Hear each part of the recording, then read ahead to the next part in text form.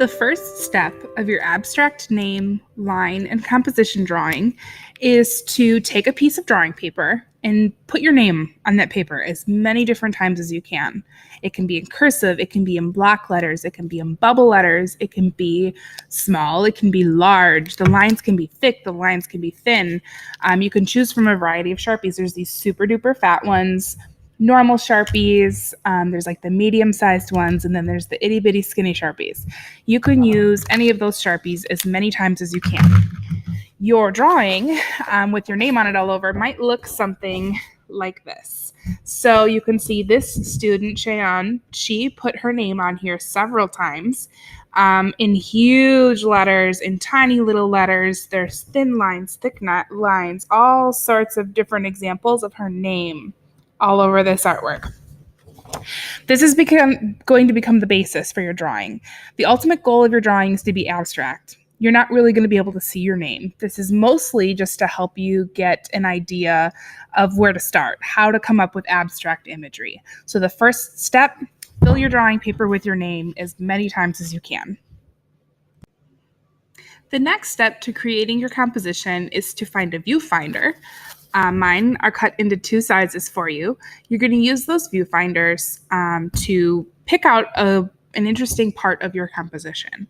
So more than likely, you're going to be using the small viewfinder, but if you had a lot of very large letters, a lot of large text on your composition, you might use the large viewfinder. So I'm going to show you an example with the small viewfinder. Here's Cheyenne's artwork again, her initial planning sheet with her name all over it. I'm going to take the viewfinder, and you can just move that viewfinder over the drawing to start picking out compositions that are interesting. Okay, some of them are going to be more interesting than others. If I look at this, I'm going to try to find a spot that I think looks fairly interesting. And I'm just going to, okay, this is not so bad. So holding this over this composition, things that I'm looking for a lot of spaces where there's line touching the border of the composition. So touching the borders is a good way to make an interesting composition. I'm looking for a variety of line weight. So I have thick lines, I have really skinny lines, I've got some sharp angles, but I also have smooth curves. Those are just a couple of things that make an interesting composition. You can go ahead and outline a couple of different spots where you think the composition might look good, and then we'll chat to see which option is the best for you. Once you select the most interesting spot of your composition, you're going to go ahead and use an X-Acto knife to cut that out. You can see here, this is my example. This is my son's name, Phoenix William McFadden. I used his first name, middle name, and last name. You're welcome to use just your first name, just your last name, just your middle name, first, middle, and last. Any combination is fine. I'm going to highly encourage that you fill your paper a little bit more than I did, so you have more options to choose from. You can see I've cut my composition out here. The next thing you're going to do is take a piece of Bristol board, which is essentially a thick paper that doesn't bleed very easy.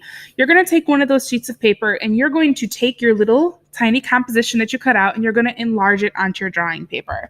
So here is the spot that I cut out. Here is my final drawing. So I enlarged it onto a piece of Bristol board, and then I went in with Sharpie marker and I colored in some of the areas.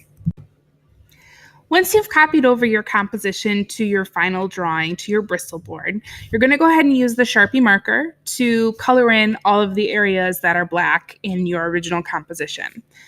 Beyond there, you can go ahead and expand on that drawing. You can see in my example, I have a lot of negative space. I probably would have liked to add something more up here, but I did embellish some of these spots with some Sharpie marker lines that were not in my original composition. You can see here this student, she did the same thing. She added some line, she added some embellishments over here just to make her drawing a little bit more interesting than just the plain straight Sharpie markers. Embellishing that design is totally up to you, and it's encouraged because it adds some movement and some line variety in your artwork. The back of your handout does have some tips about some expressive properties of lines, so you can see how to portray some different emotions and feelings through line. It talks about composition via overlap, cropping, rotating, having a focal point, and working off center. And then it does, again, talk more about some of the properties of line.